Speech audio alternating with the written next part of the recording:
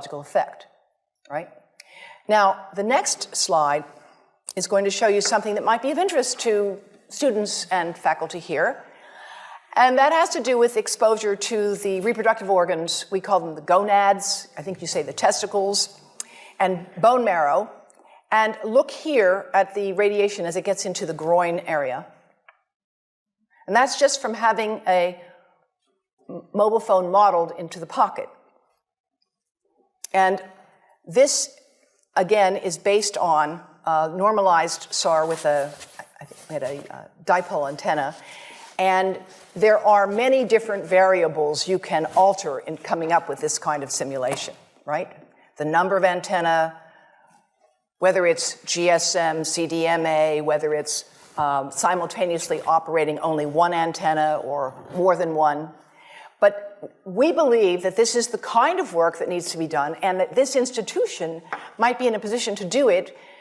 And my colleagues from Brazil would be happy to share with you the modeling that we have done to date to generate this. But based on this work and other studies that have been done around the world, the United States magazine Consumer Reports recently recommended that nobody keep a phone in their pocket.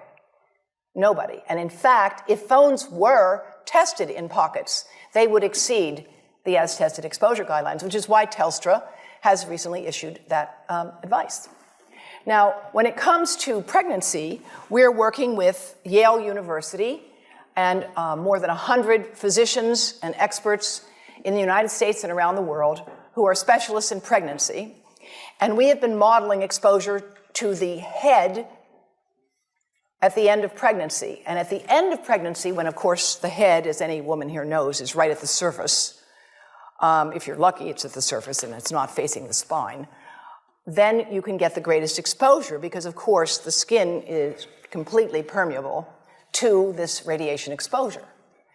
And that's why we've developed the Baby Safe project with colleagues at Yale to advise pregnant women to protect their abdomens from mobile phone radiation as well as from iPads, which I should add, iPads and other devices are called tablets because they belong on tables. They are tested 20 centimeters away from that big guy that I showed you before. 20 centimeters away. They are not approved to be held in the laps of little children, although millions of kids are having them now in schools because the people involved in educational technology and those involved in public health research are not talking to one another.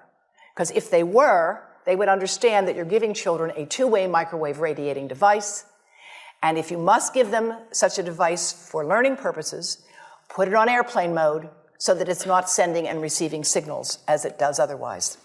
Now, this is some new modeling, again, that we've developed with colleagues in Brazil, and we can share with you how we've done it. We first start out with the MRI and create the model with 1 millimeter voxels, and this is quite a bit of work goes into creating this, and here is what it looks like after a period of 6 minutes. And that's really not as bad as it might look because you see the red area only gets partway through the eye of the adult, right? The one that we're really concerned about is this one with the young child. And this is a 3-year-old brain that we modeled. And you see that by the end of that 6-minute call, the peak radiation, yellow and red, is getting all the way into almost both eyes. And again, this is one call, and it's not going to kill anybody.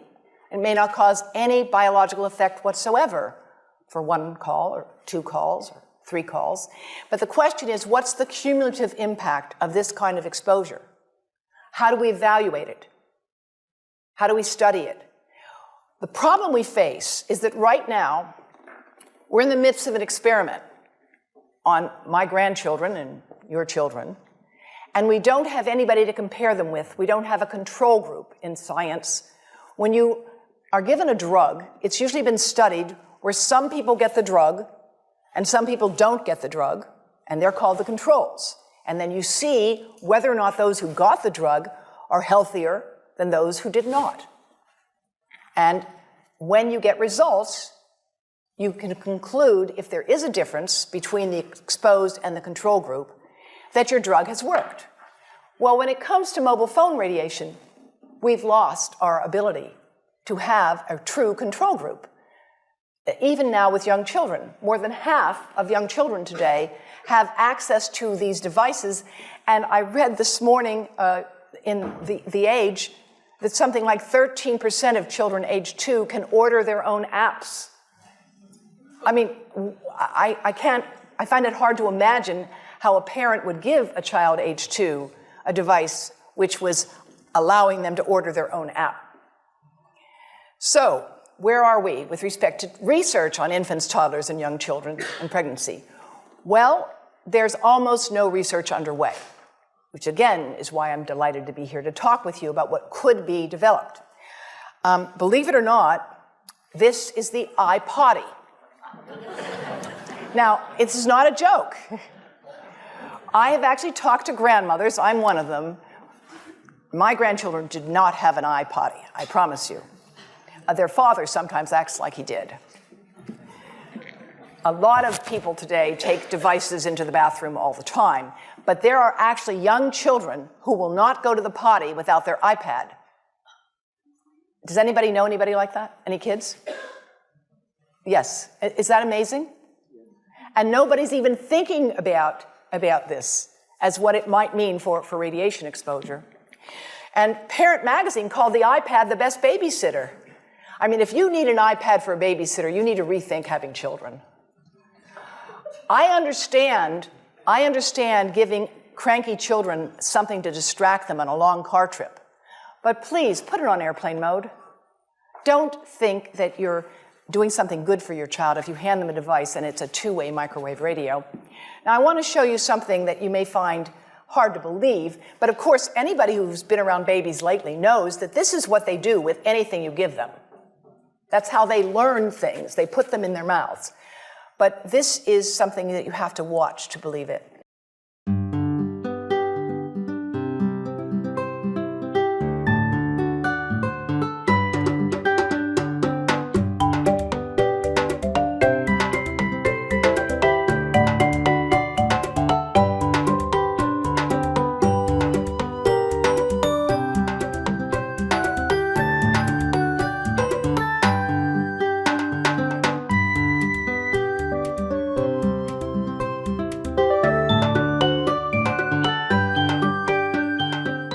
NATO may be familiar to some of you, and NATO for years has supported research on radar.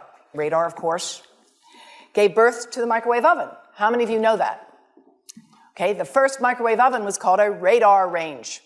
The guys figured out that they could cook things with radar, and they thought it was pretty cool. They actually discovered it because when guys would be standing on the deck and it was cold at night, they would warm themselves in front of the radar, and if they had chocolate in their pocket, it would melt. So that's how they decided to figure out what would happen if you beamed radar at things like hot dogs and corn, and soon enough that gave birth to the radar range. But women didn't like the idea of cooking with radar. Guys thought it was pretty cool. So they rekindled the name to microwave. It sounded dainty and more palatable. And nowadays a microwave oven is a staple around the world. Experimental studies have been supported by NATO on radar for years, and one of the laboratories they've supported is that of Professor Nesrin Sahan and her colleagues. And the Environmental Health Trust convened an international conference with her laboratory partners and the Ministry of Health of Turkey in 2011, and I want to show you briefly some of the work that developed from that laboratory. This is showing you cellular damage that occurred in animals that were prenatally exposed to mobile phone radiation that was produced by a computer simulating the mobile phone exposure under controlled conditions, right? So, because you can't really get rats to make phone calls. You've got to model the exposure.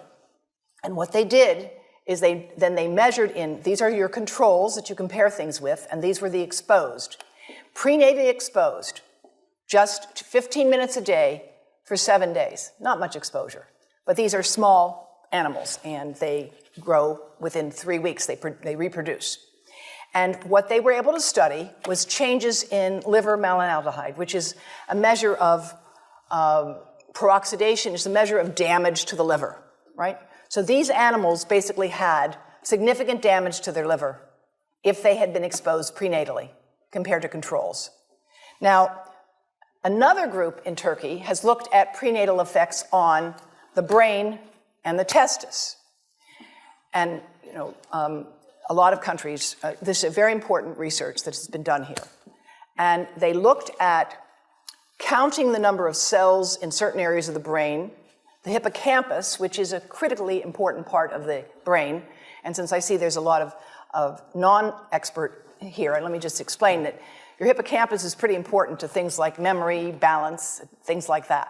So studying effects on the hippocampus in animals is kind of a good way to anticipate effects that might develop on intelligence and other things. And they looked at newborn rats after they had been exposed prenatally and compared those who were exposed to those who were not exposed. And they looked at their brain cells, the number of cells, their shape, etc., with established methods for testing this.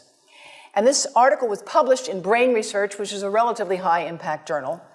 And what they showed was that prenatally exposed newborns have basically fewer cells in the hippocampus. Here's the exposed, missing some cells, and here are the controls, which they're compared with. And you can see here that these cells are, there's more of them. Here they're more scattered. And in fact, they did another test of memory. Now, how do you test memory in an animal? You don't have them fill out the crossword puzzle. You test memory in an animal with well-established protocols of learning. You teach them to run a maze and get a food reward. And you see how long it takes them to do that. And what they did, it's a radial arm maze. They trained these animals who were starving to get a food reward, right? And after they did that, they then saw how long did it take them to learn this if they had been prenatally exposed to mobile phone radiation. And what they found was that newborns that had been exposed took 3 times as long to find their way out of an experimental maze and made twice as many errors. And this, again, is a statistically valid method for evaluating learning. Now, closer to home, so to speak, between the brain and the testis, studies have been done here in Australia at Newcastle by a fellow who's now the pro-chancellor of the university. And these studies have been done taking sperm from healthy men. And one test tube gets exposed to cell phone radiation, and one test tube is not exposed to mobile phone radiation. And then the results are evaluated. And this is a measure of vitality. We measure how well the sperm swim. This is a measure of motility. This is a measure of mitochondrial DNA damage. They have 3 times as much damage on their DNA if they have been exposed to mobile phone radiation as compared to controls. And now the issue is, why does it take 500 million sperm to make just one healthy baby? It takes a lot of sperm to make a healthy baby. The answer is because sperm don't know how to ask for directions. But they are easy to study. And these research has been done in India, in the United States, at the Cleveland Clinic, and around the world. So many different studies have been done on sperm damage associated with mobile phone radiation that in the 7th edition of the textbook, Biostatistics in Medicine, Stanton Glantz concludes that the evidence linking mobile phone radiation to sperm damage is causal, meaning there clearly is a cause of damage to sperm from mobile phone radiation. Now, we have a lot of uncertainties in this field. The truth is, we have a lot of uncertainties, but not about sperm. There, the evidence has become rather strong, and it's become clear, so clear that the Indian government has issued warnings about this, that clinics that deal with reproductive problems are routinely advising young men to get those phones out of their pockets.